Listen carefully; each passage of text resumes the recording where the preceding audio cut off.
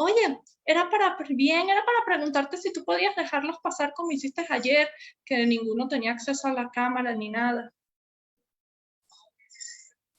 Gracias.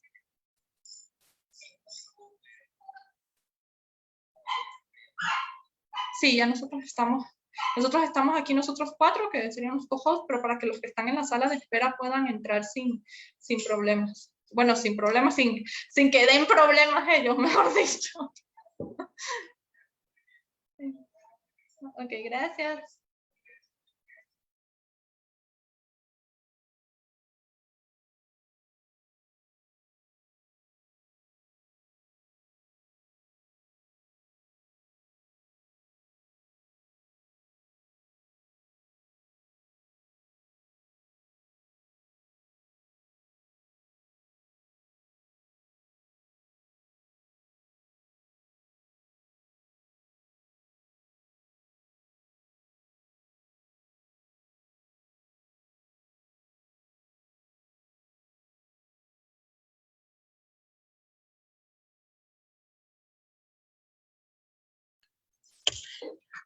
Bueno, buenos días a todos. Bienvenidos a esta conferencia con la doctora Natalia Hassan.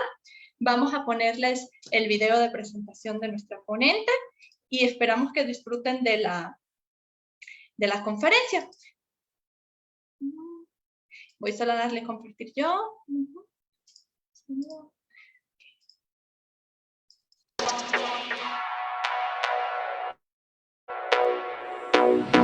La doctora en Ciencias de Materiales por la Universidad de Santiago de Compostela, España. Cuenta con amplia experiencia en síntesis, funcionalización y aplicaciones biológicas de nanopartículas metálicas y poliméricas obtenidas mediante métodos convencionales y por microfluídica. Además, posee experiencia en el diseño de nanopartículas metálicas con diferentes tamaños y formas, y su funcionalización con moléculas de diversa naturaleza como proteínas, polímeros y anticuerpos, con la finalidad de utilizarlas como vectores para actuar en sitios específicos. Ha realizado 2 proyectos postdoctorales relacionados con la microfluídica y la nanomedicina. Actualmente es investigadora en la Universidad Tecnológica Metropolitana de Chile, donde encabeza 2 proyectos de investigación, uno de ellos en colaboración con la Universidad de Guadalajara y la Universidad de Sonora. Con ustedes, la doctora Natalia Hassan. Bueno, los dejo aquí con la doctora Natalia, que va a empezar su plática. Nati, creo que tienes que volver a compartir. Y les voy a poner en el chat el link en el que se tienen que registrar para recibir la constancia de esta conferencia. Doctora Natalia, otra vez, muchísimas gracias por acompañarnos y la dejo con el auditorio. Muchas gracias, Keila. Primero que todo, agradecer la invitación. Para mí realmente es un placer estar con ustedes y compartir un poco de mi historia como investigadora, que también va apuntado a eso, a tratar como de incentivarlos a la ciencia, a pesar de las dificultades, y también, por supuesto, hablar de la línea de investigación propiamente tal. ¿Ya? Les voy a compartir inmediatamente.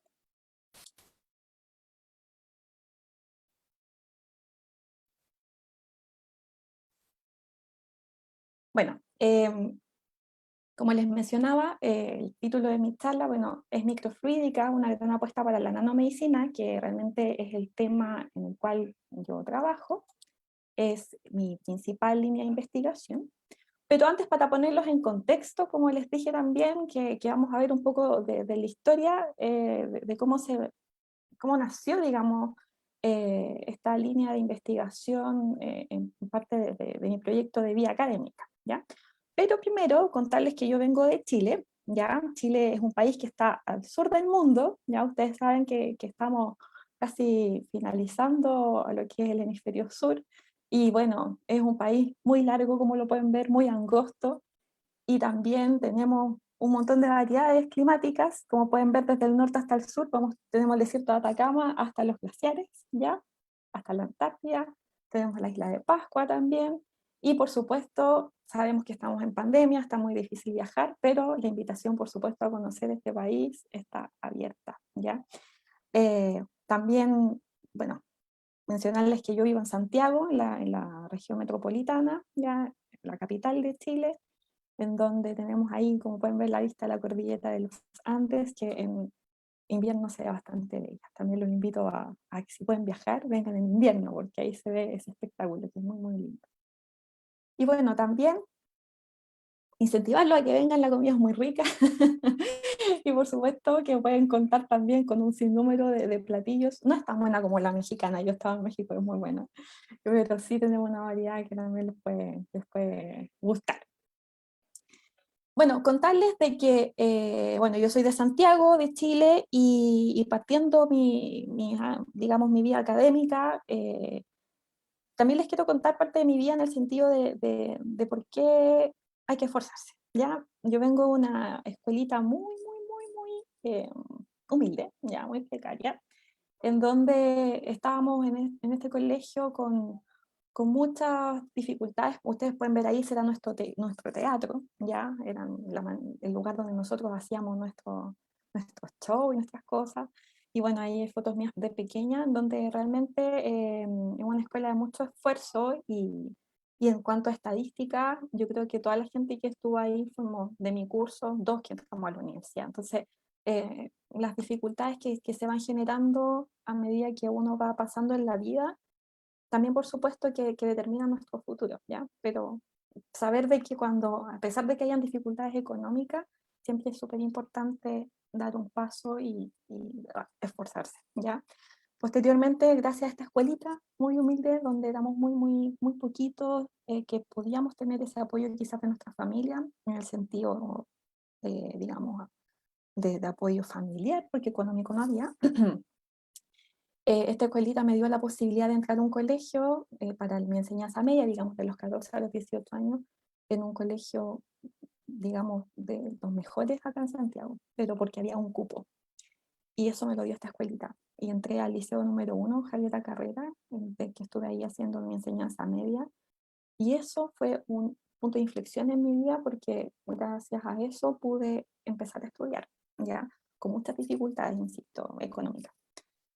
Y posterior a eso, me fue muy bien en ese colegio y entré a la Universidad de Chile, que es una de las mejores universidades acá de Chile, incluyendo con la Pontificia Universidad Católica, y me dio la oportunidad de poder entrar a esta universidad.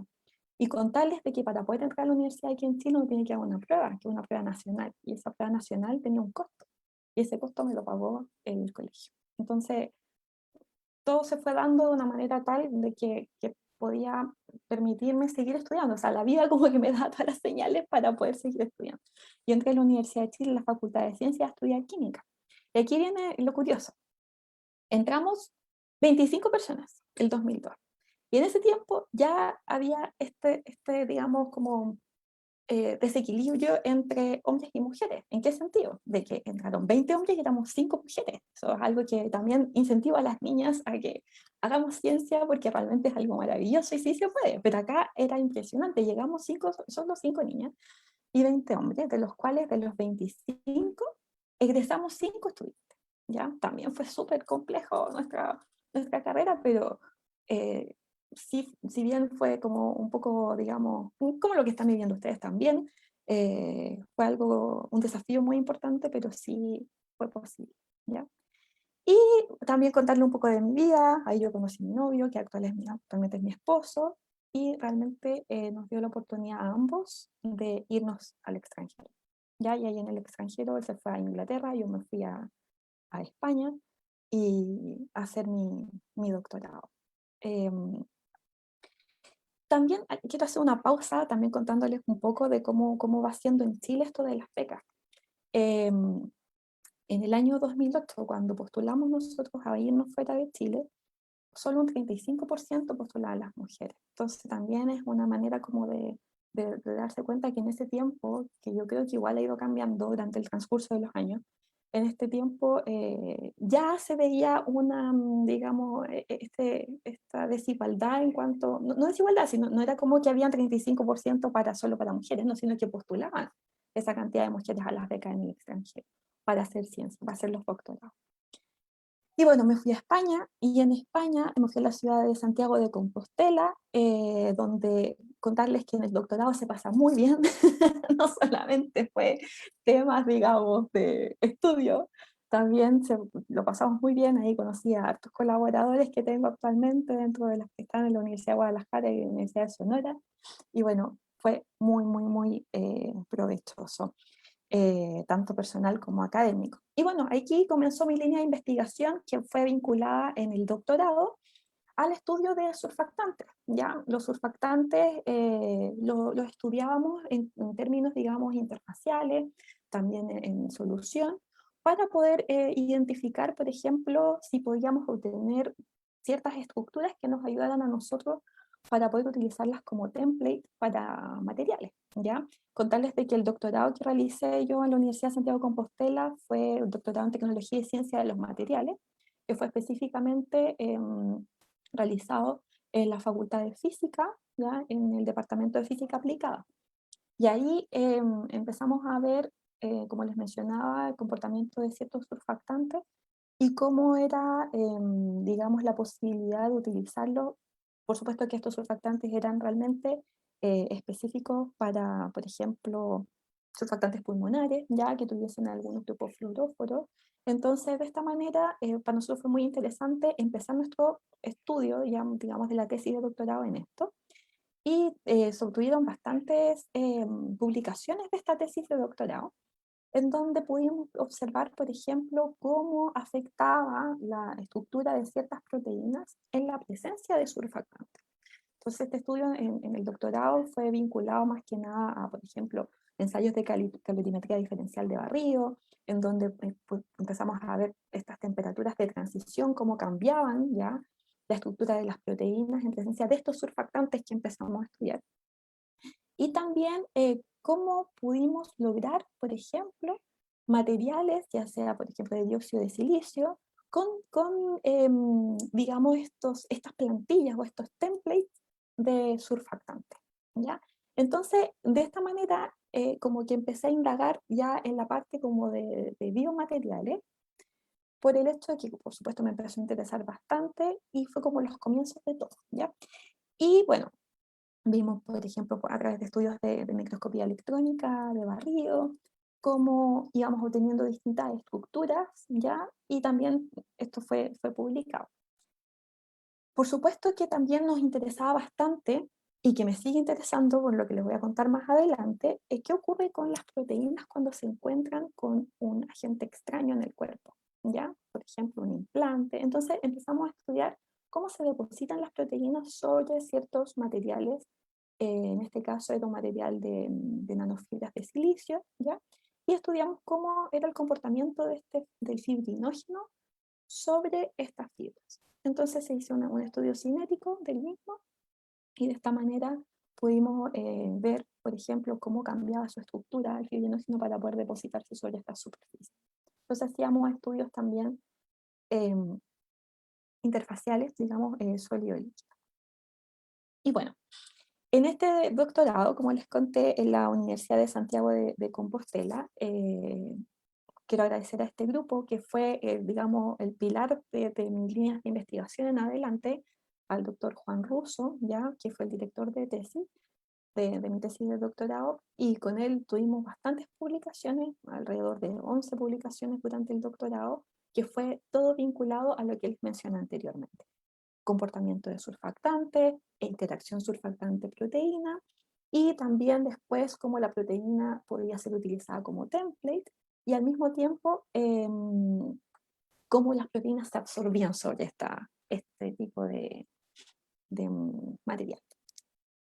Entonces, una vez que yo terminé el doctorado, ya en la Universidad de Santiago de Compostela, disculpe, se generó la oportunidad, una gran oportunidad de poder realizar el postdoctorado en Francia, en París.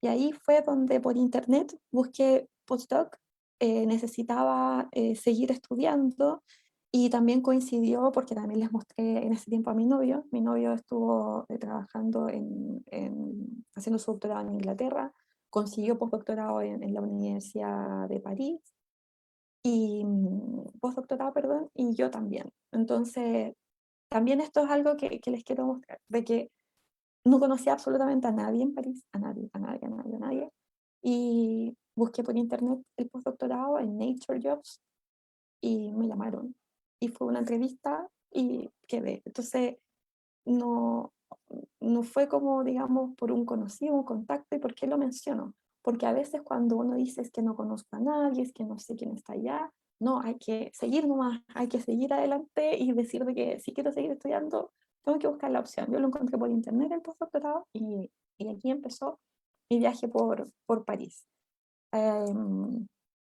Que jamás lo imaginé. O sea, volvamos atrás. Venía de una escuelita que no teníamos ni lugar para hacer nuestro show y nuestras performances del colegio, y ya estaba en París. Y yo estaba completamente alucinada, así no lo podía creer, la verdad. Y, y bueno, aquí comenzó digamos, mi viaje por la microfluidica. Aquí la conocí, ¿ya? Debo reconocer que yo entré al postdoctorado sin saber qué es lo que era la microfluidica. Me interesó, por supuesto, lo encontré en internet, nanopartículas, y dije, ya, ok, voy a entrar. Y, y bueno, resultó ser el mundo en el cual me atrajo hasta ahora, porque realmente lo encuentro que es alucinante y se los quiero compartir. Bueno, entonces acá entré al laboratorio de fisicoquímica de coloides, ya, y ciencias analíticas en la Universidad de París.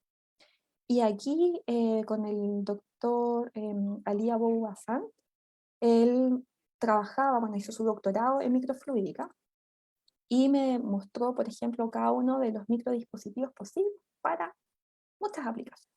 Entonces, ¿qué es básicamente la microfluídica? Es la posibilidad de generar reacciones químicas dentro de un microcanal.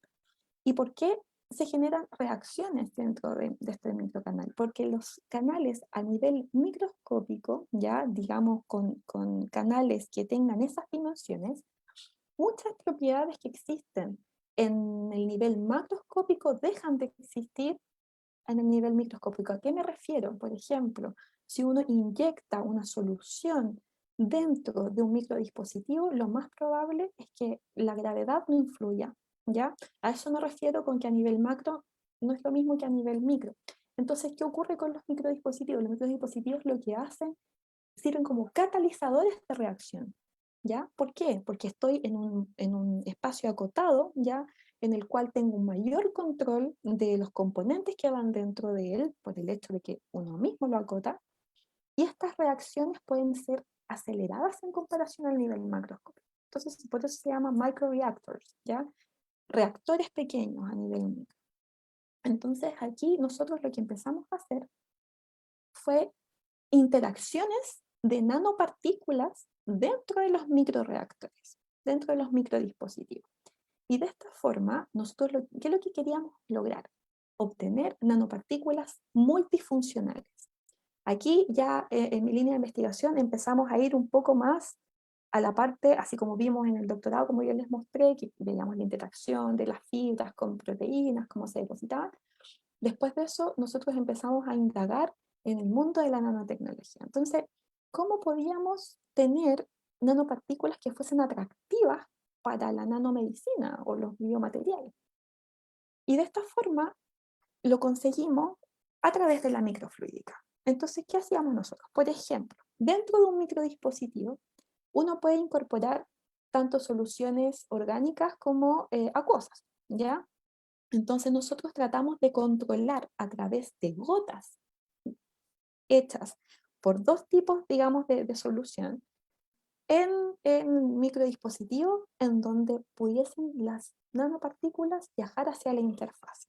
Entonces, en el primer ejemplo que se ve acá arriba, no sé si pueden ver la fecha, pero en este primer trabajo, lo que nosotros hicimos fue que en la fase acuosa inyectábamos nanopartículas de oro, y en la fase orgánica inyectábamos nanopartículas de dióxido de silicio que estaban funcionalizadas con distintos polímeros. ¿Para qué? Polímeros que fuesen, digamos,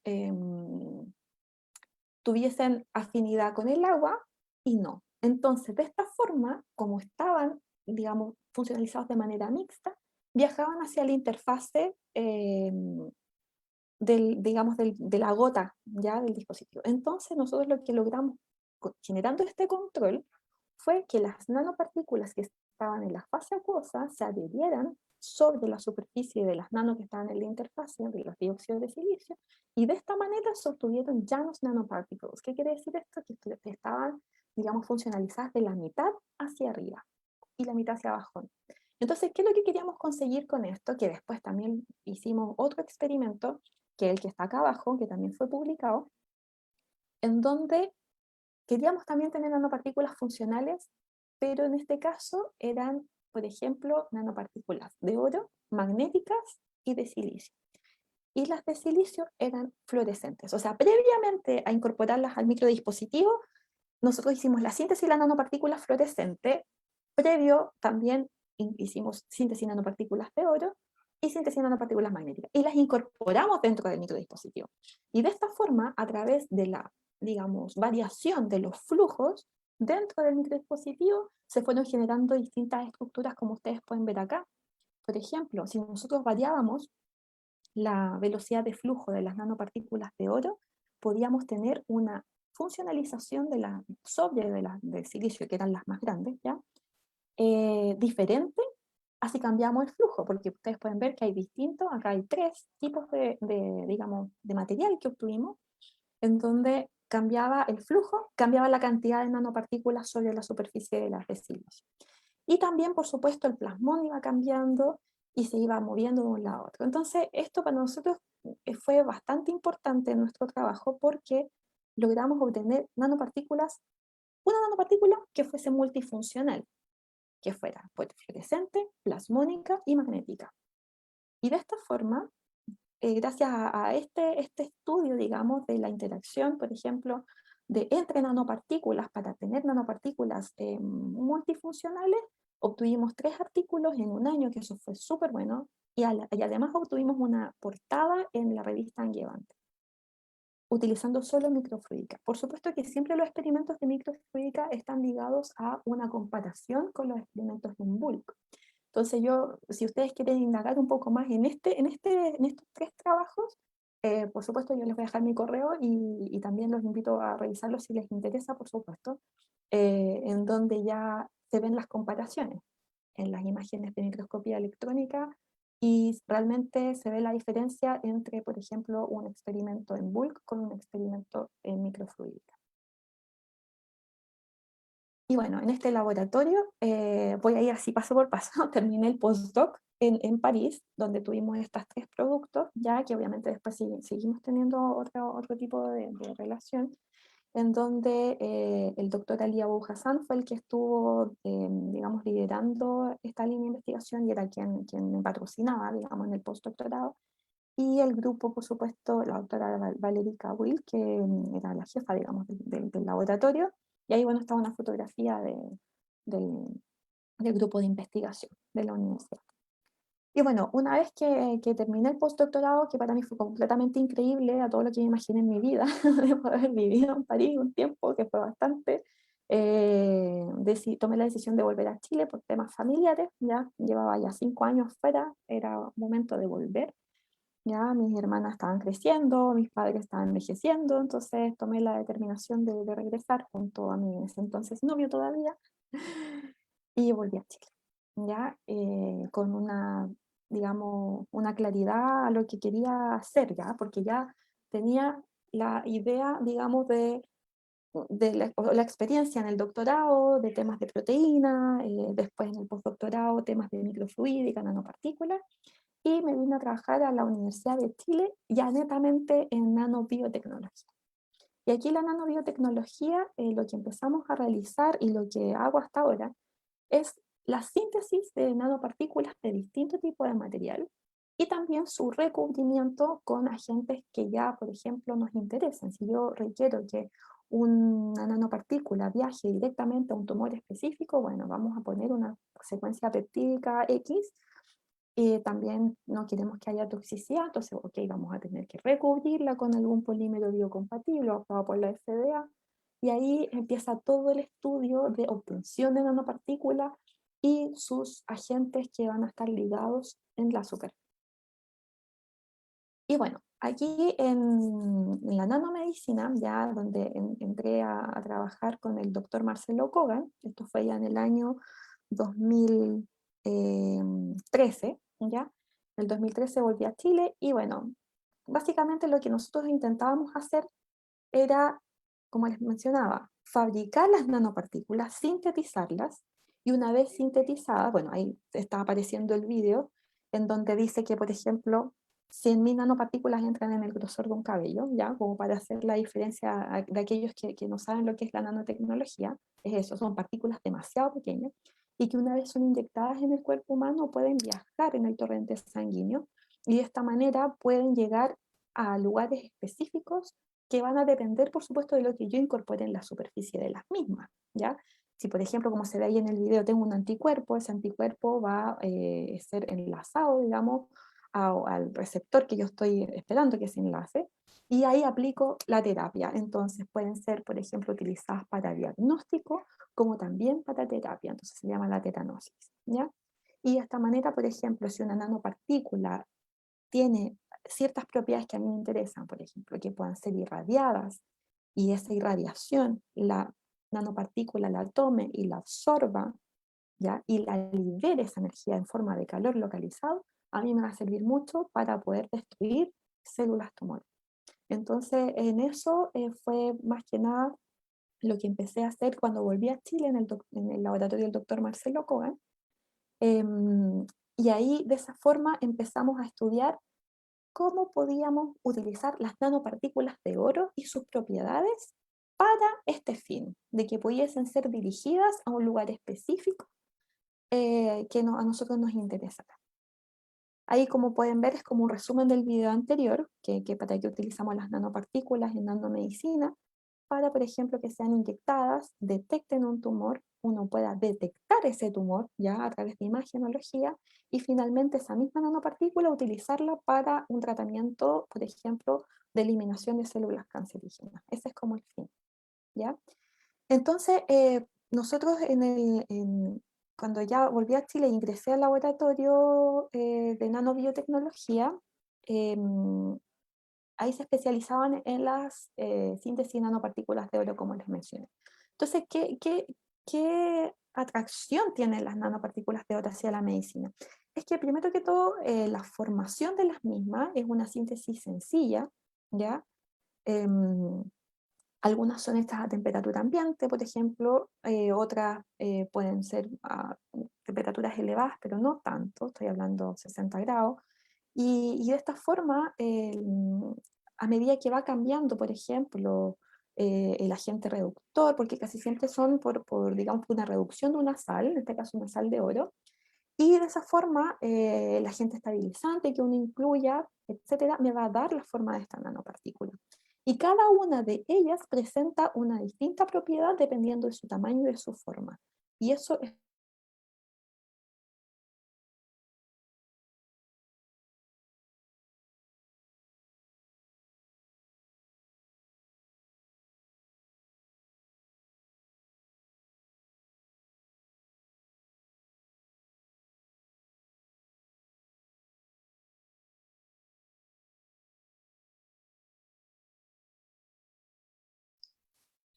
Hola a todos, sí, debe haber tenido un problema con la internet la doctora Natalia. Ahorita le voy a hablar para ya ver cuándo, para que sepa que se desconectó.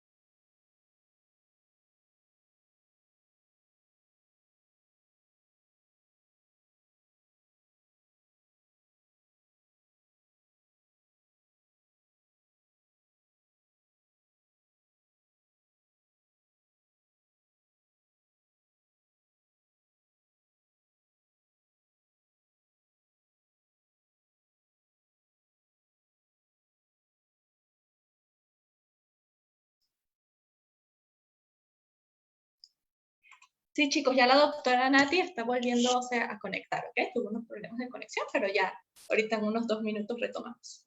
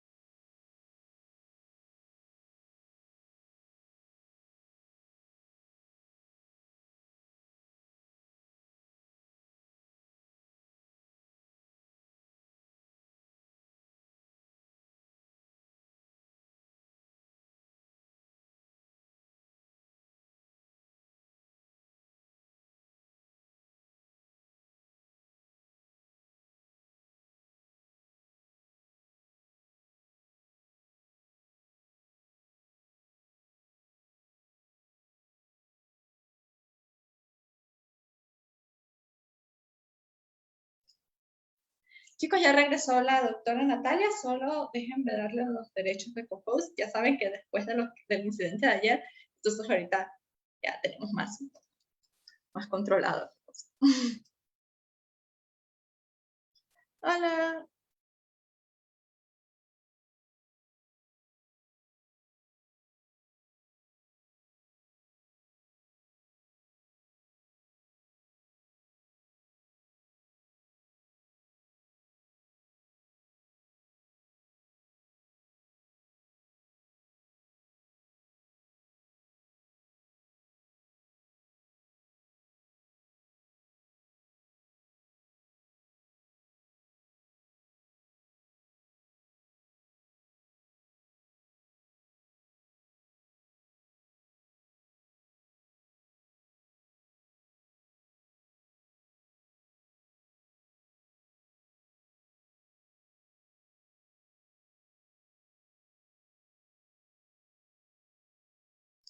Listo, Nati, ya puedes compartir otra vez y creo que ya puedes activar y todo.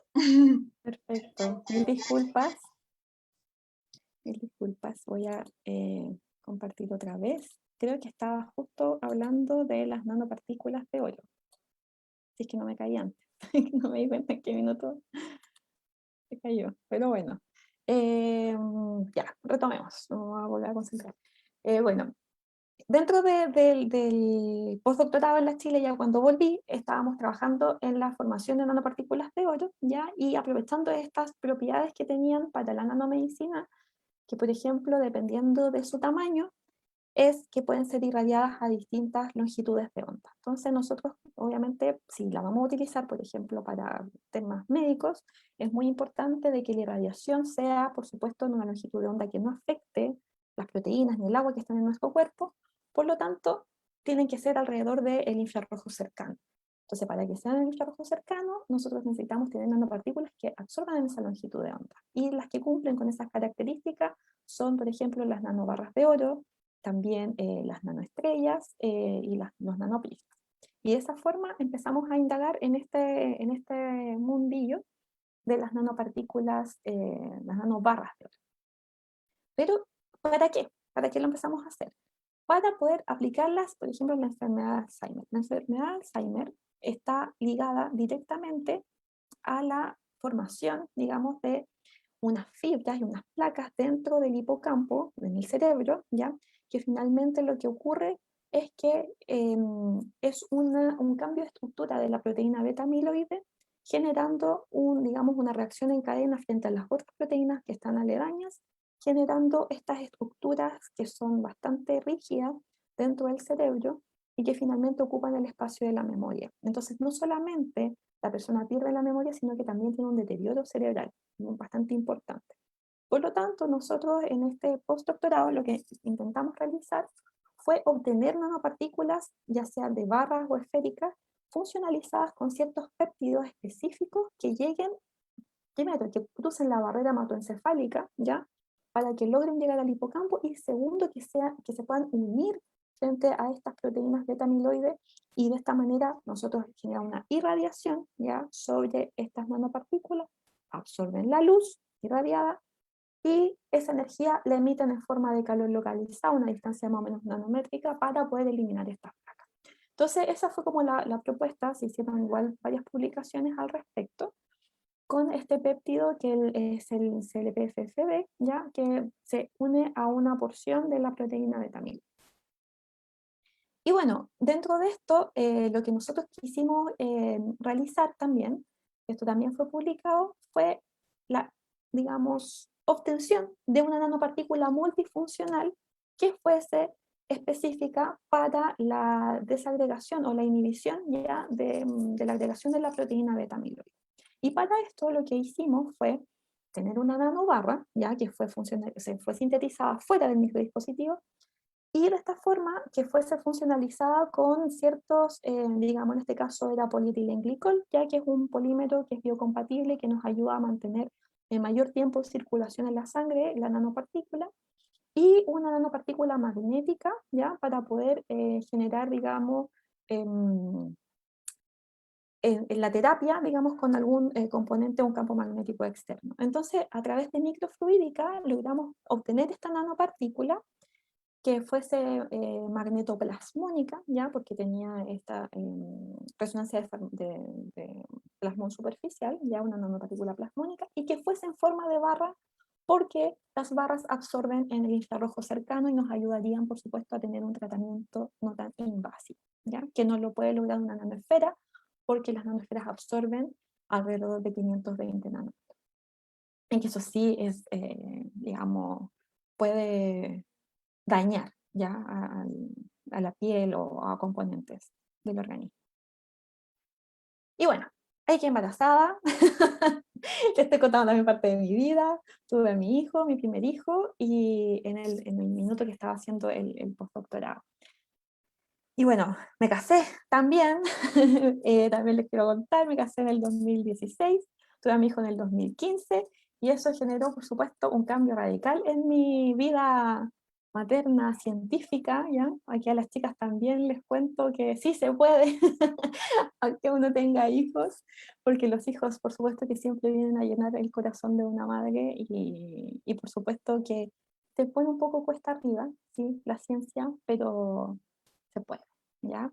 Y bueno, en el 2000, aquí está mal el número, en el 2016 entré a la Universidad Tecnológica Metropolitana, ¿ya? En donde ahí empecé ya mi línea de investigación, no en solitario, sino que bajo el alero de nadie, porque ya empecé a generar mi grupo de investigación, terminé los dos postdoc acá en Chile y ya empecé con mis proyectos. Y este proyecto en particular es un Fondesit de iniciación que está terminando en este minuto, ya en el 2021 ya finaliza, en donde la propuesta es respecto a cómo podemos aprovechar la microfluídica para indagar un poquito más allá, de poder tratar de entender ciertas cosas que todavía no están dilucidadas a nivel in vitro o in vivo. Entonces, ¿cuál es la idea de este proyecto? De poder estudiar distintos tipos de nanopartículas, sus formas y su funcionalización con proteínas de la sangre. ¿Por qué? Porque algo muy, muy importante que debemos tener en cuenta es que cuando uno realiza un estudio de la interacción de nanopartículas con ciertos factores, por ejemplo con proteínas mismas, no es lo mismo realizar un estudio en una placa Petri o digamos en una placa 96 pocillo que en microfluídica. ¿Por qué? Porque cuando uno inyecta una nanopartícula o lo que sea por el torrente sanguíneo, está en movimiento, ¿cierto? Por lo tanto, la interacción en flujo de una nanopartícula con proteínas, digamos, o con ciertos, digamos, componentes del sistema inmunológico, no va a ser lo mismo que si yo lo junto en una placa. Por supuesto, porque yo les contaba que, por ejemplo, en condiciones de flujo, pueden ir interaccionando en movimiento y en una placa puede que precipite, decante, no es lo mismo. Entonces, el proyecto está enfocado a tratar de generar no es una simulación, sino que acercarnos un poquito de ver qué pasaría si yo inyecto una nanopartícula, porque yo todo lo que les mostré anteriormente se podía pensar en que, oh, ya, genial, yo inyecto una nanopartícula multifuncional, va a llegar al cerebro, cruza la barrera hematoencefálica y como yo la tengo recubierta con ese péptido específico, va a llegar al hipocampo, a la proteína beta-amiloide y voy a irradiar. Uno lo ve como algo espectacular, pero realmente en la realidad no es así. ¿Por qué? Porque yo inyecto una nanopartícula y lo primero que hace el cuerpo humano es, ok, tengo algo extraño, alerta, ¿qué pasa aquí? Entonces necesito defenderme. Entonces, ¿qué ocurre? Adelante, va a venir las proteínas de la sangre y van a enmascarar todo lo que yo tengo en la superficie de la nanopartícula y por lo tanto no me va a dejar llegar a destino. Entonces, de esa forma, es muy importante estudiar qué ocurre en una nanopartícula cuando entra en el torrente sanguíneo. ¿Qué ocurre con las proteínas? ¿Se adhieren, no se adhieren? ¿Son afines, no son afines? Etcétera. Y eso trata este proyecto en el cual ahora estoy liderando y que ha llevado a la formación de distintos alumnos ya sus tesis de pregrado. Y bueno, y en el 2018 tuve otro hijo y mi segunda hija, y ahí también pasé a ser la coordinadora del Programa Institucional de Fomento de Investigación, Desarrollo e Innovación de la Universidad Tecnológica Metropolitana. Actualmente tengo este cargo, en donde somos un grupo de investigadores que cada uno dirige una línea de investigación diferente, pero estamos enfocados a generar productos, artículos científicos en la universidad, y yo coordino este grupo de investigadores. Realmente ha sido algo muy satisfactorio para mi carrera académica por el hecho de que nos ha ayudado a conocer a distintas personas, distintas interacciones con otros investigadores, y también a la formación de capital humano avanzado, o sea, a la formación de alumnos de pregrado, de posgrado, y nos ha ayudado, por supuesto, también a subir los números y aprender mucho más, que es lo más importante en realidad. Y bueno, el Fondo de Iniciación, como les contaba, que es el proyecto que estoy liderando ahora, básicamente es esto, lo que está mostrando ahora, lo estoy mostrando acá en este video, de ver qué ocurre, por ejemplo, si una nanopartícula es inyectada en el torrente sanguíneo, se va a adherir quizás a algún coágulo, se va a adherir a algún tumor, se va a adherir a qué. Entonces eso es lo entretenido de este proyecto, de ver qué es lo que puede ocurrir. Y bueno, aquí lo que hicimos nosotros fue estudiar la interacción de nanobarras de oro, ya que estaban funcionalizadas con dos péptidos específicos perdón, en este caso no eran dos péptidos específicos. El trabajo que les estoy mostrando acá es un trabajo que está ahora en vías de publicación, en donde nanobarras de oro funcionalizadas con ácido fólico y polietilenglicol, cómo interaccionan con fibrinógeno. Ya ustedes saben que el fibrinógeno es una de las partes más importantes de la sangre, ya es el que está a cargo de la formación de los coágulos, ¿ya? Entonces, ¿cómo interacciona al encontrarse con esta nanopartícula multifuncional? Y de esta forma nosotros pudimos observar, bueno, primero, por microfluídica, ¿ya? Obviamente, este estudio se hizo por microfluídica. Utilizamos dos tipos de microdispositivos, unos en forma de Y y otros en forma de DS, de serpentín, para tener más tiempo de interacción dentro del microdispositivo. Y también ver, por ejemplo, si teníamos un tiempo de residencia mayor dentro del microdispositivo, si la interacción cambiaba o variaba. Entonces, de esta manera, pudimos observar, por ejemplo, si pueden ver acá en las micrografías ya de microscopía electrónica de transmisión, no se ven mucho ya, pero se puede observar una aureola alrededor de de la nanobarra, y que esta aureola, obviamente, su espesor fue cambiando a medida que íbamos cambiando los flujos. ¿Cuáles flujos se variaron? Los de las nanopartículas, no los de los fibrinógenos, porque obviamente si estamos tratando de extrapolar que vaya directamente a la sangre va a tener su flujo constante, pero la nanopartícula, dependiendo cómo la inyecte, es como va a entrar. Entonces nosotros íbamos variando los flujos de la nano en el microdispositivo. Entonces, por un canal se ingresaban las nanopartículas y por el otro canal una solución de fibrinógeno. Y de esta forma pudimos observar que a medida que variábamos los flujos, este espesor, digamos, de fibrinógeno iba cambiando, ¿ya? Y como se pueden ver ahí en los histogramas. Y también algo muy, muy importante fue observar cómo la resonancia de plasmón de superficie de la nanobarra varió a medida que se iba incorporando el fibrinógeno. Y también varió a medida que se iban, por ejemplo, cambiando los flujos. También lo que pudimos observar fue, y realizamos también un estudio de la internalización de estas nanopartículas posterior a haber hecho la interacción en el microdispositivo, dentro de células HeLa, ¿ya?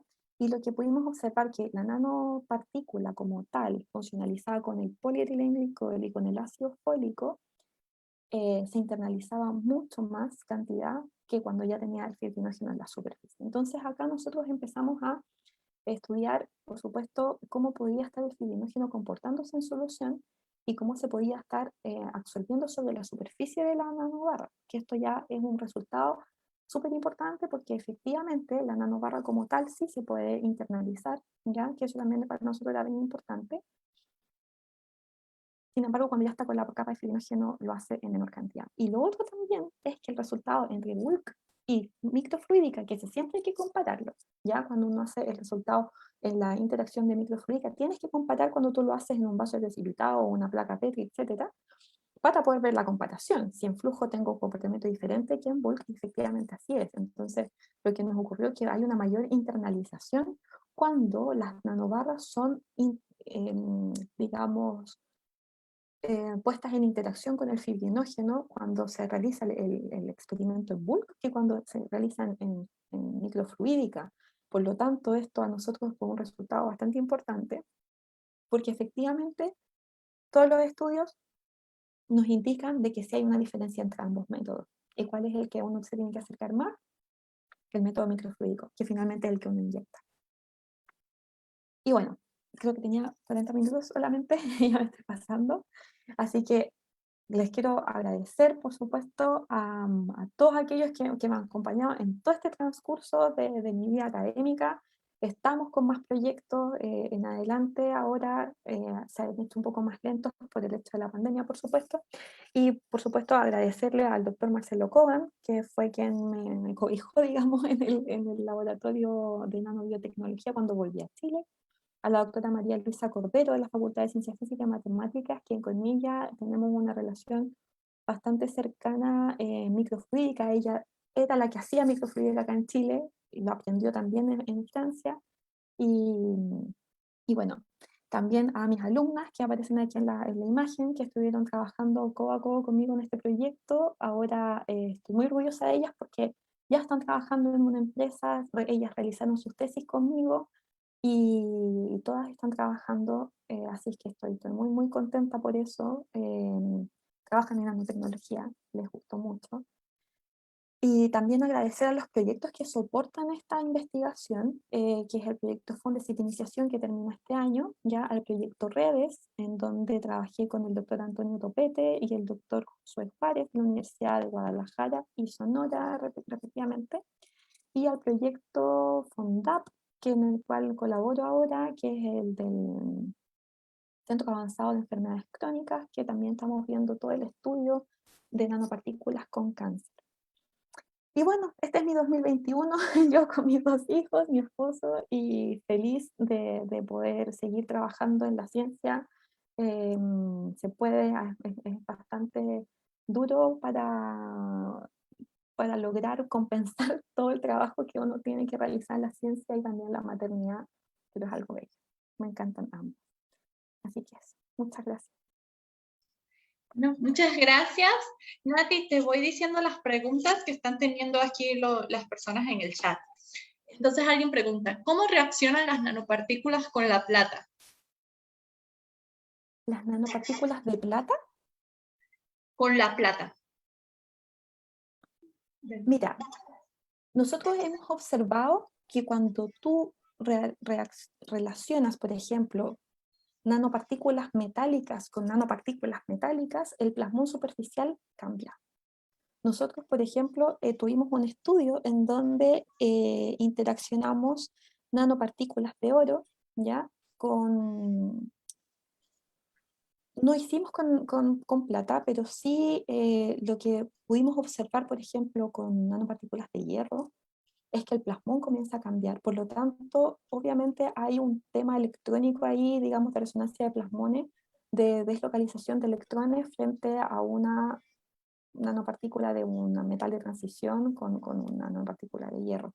Entonces sí pueden haber cambios, digamos, superficiales, potentes, porque en el caso nuestro disminuyó, por ejemplo, el plasmón de superficie. Iba desapareciendo a medida que se iba recubriendo la nanopartícula con otro tipo de materia. No sé si contesté la pregunta. Ok. Preguntan también, ¿en cuántos años se ve la posibilidad de usar nanopartículas en tratamientos médicos?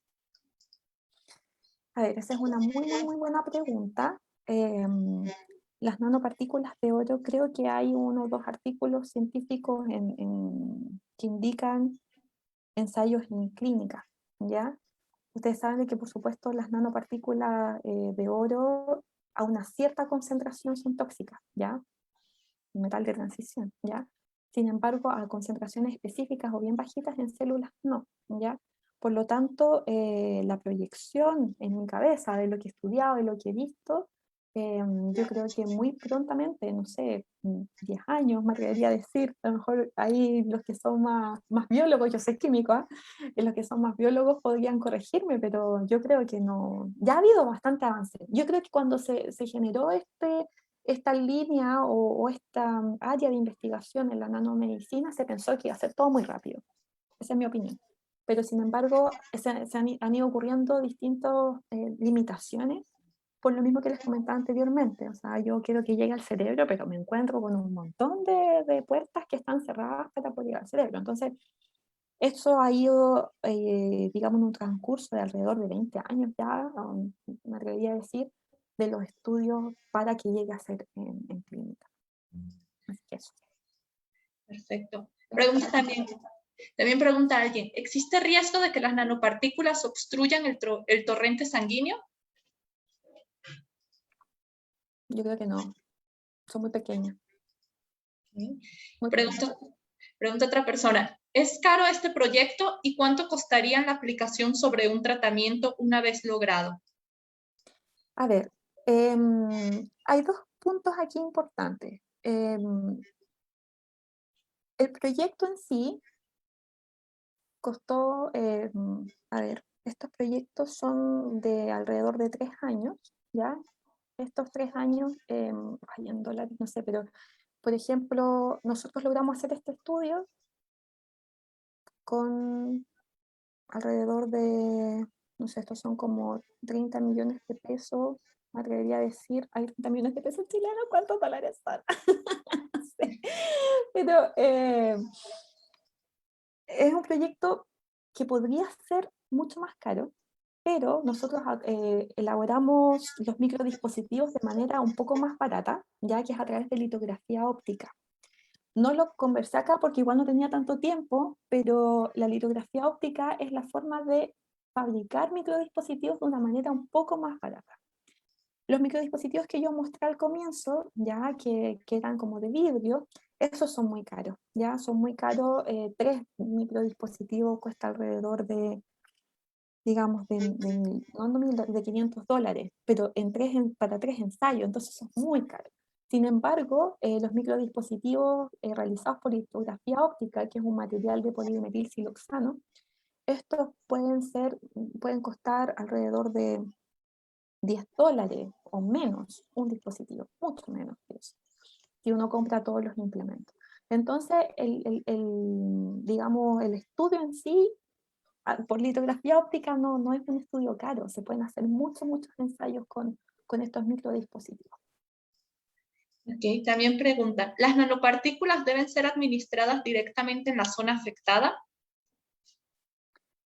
Eso es lo ideal, ¿ya? Pero depende mucho del tipo de enfermedad, ¿ya? Porque, por ejemplo, se han hecho estudios de estereotaxia, ¿ya? Para poder llegar al cerebro y eso es súper invasivo, básicamente es un hoyo en el cráneo. Entonces, ahí es como decir, inyecto a la zona afectada, estamos hablando del Alzheimer. Sin embargo, por ejemplo, si uno puede llegar a un tumor inyectando una nanopartícula, sería pero ideal, más que pase por todo el torrente sanguíneo. Otra pregunta, ¿cuál cree que sea el impacto de esta tecnología en la ciencia médica del futuro? Yo creo que, a ver, bastante alto, porque si ustedes saben, por ejemplo, en términos de cáncer, las terapias actuales son súper invasivas, o sea, una quimioterapia no discrimina entre una célula normal y una célula tumoral. Sin embargo, la nanotecnología sí puede discriminar por el solo hecho de incorporar agentes específicos en la superficie. Entonces, de esta manera podría ser muy potente a nivel médico, porque ya no tendríamos que afectar zonas aledañas como lo hace la quimioterapia o la radioterapia. Y de esta forma poder tener tratamientos mucho más efectivos y sin tanto efecto colateral. Okay. Okay. Hay más 3 preguntas y creo que hasta ahí, porque ya también se nos va quitando el tiempo. Entonces preguntan, hay una nutrióloga entre nosotros que está trabajando con nanopartículas para alimentos y te pregunta, ¿qué opina de la técnica top-down, donde por medio de solvataciones con un agente orgánico, un soluto y un solvente para hacer nanopartículas de proteínas de leguminosas? Existen los 2 tipos de síntesis que son bastante efectivos, que es el top-down y el bottom-up. Y ambos son bastante efectivos, ¿ya? Sin embargo, por supuesto que acá la clave entre las síntesis de nanopartículas hay múltiples síntesis de nanopartículas, ¿ya? Hay síntesis de nanopartículas que involucran polímeros que están aprobados por la FDA, hay síntesis que están con polímeros que no están aprobados por la FDA, etcétera. Entonces hay un sinnúmero de posibilidades de nanopartículas dependiendo, por supuesto, de la aplicación. Entonces, lo que yo opino acerca de este tipo de síntesis es que es tan válida como las otras, pero lo más importante es saber para qué yo la requiero. Entonces, si yo utilizo, por ejemplo, una fase orgánica para poder utilizar o para poder aplicar mi nanopartícula, siempre hay que ver cuáles son esos componentes, si son tóxicos o no son tóxicos. Y otra pregunta que dice, ¿se tiene en cuenta la seguridad y la salud de los nanomateriales desde el punto de vista del usuario? ¿Qué precauciones se deberían tomar? Mira, siempre insisto, dependiendo de las nanopartículas, pero también trabajamos con nanopartículas de cobre. Las nanopartículas de cobre se están utilizando prácticamente para eliminar bacterias, o sea, virus, hongos, etc. En términos de la seguridad del usuario, por supuesto que en la síntesis de las nanopartículas tomamos precauciones, por ejemplo, de temperatura, tomamos precauciones acerca de utilizar campanas, si estamos utilizando algún solvente volátil, pero sí, digamos, las nanopartículas, dependiendo de qué material están hechas, son las precauciones que hay que tomar. Pero, como les digo, también existen nanopartículas que no provocan ningún daño colateral y finalmente pueden ser utilizadas y sintetizadas hasta a temperatura ambiente. Perfecto. Y otra pregunta que dice, ¿es posible programar estas partículas para cumplir diferentes funciones en el organismo, desde atacar directamente un tumor o estimular la capacidad regenerativa? Así es, sí, es posible. Todo depende de qué es lo que incorpore en la superficie. Okay. Entonces, bueno, da tiempo para una pregunta más. Alguien pregunta, ¿qué hace de los nanomateriales unos productos tan especiales? A ver, lo que pasa es que si tú quieres, por ejemplo, algo muy, muy, muy importante y que siempre me preguntaban mis alumnas cuando ingresaban al laboratorio. ¿Pero qué diferencia hace que yo inyecte directamente el fármaco, por ejemplo, si yo quiero vehiculizar a través de una nanopartícula un fármaco? ¿Por qué no inyecto el fármaco directamente? Ya, porque hay ciertos fármacos y hay ciertos péptidos, por ejemplo, de que se necesita inyectar demasiada cantidad para que llegue al lugar de acción. Y esa forma ya entra al lugar ya tóxico. Entonces, las nanopartículas lo que hacen es que tienen un área superficial mucho mayor que implica poder incorporar una mayor cantidad y pueden vehiculizar estos agentes al lugar de acción. Sin embargo, hemos visto que si inyectamos el péptido solo no va a llegar.